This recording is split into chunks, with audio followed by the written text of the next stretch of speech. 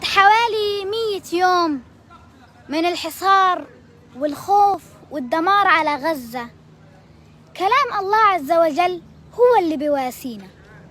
أم حسبتم أن تدخلوا الجنة ولما يأتكم مثل الذين خلوا من قبلكم مستهم البأساء والضراء وزلزلوا حتى يقول الرسول والذين آمنوا معه متى نصر الله ألا إن نصر الله قريب.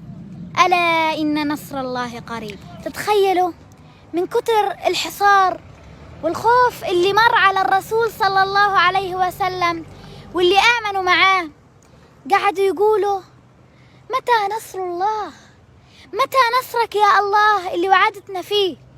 فبيجي الرد اللي بتطمئن له القلوب، ألا إن نصر الله قريب. وهذا اللي إحنا متيقنين فيه، إنه إن شاء الله ربنا حينصرنا ومش حيسيبنا بإذن الله. والسلام عليكم.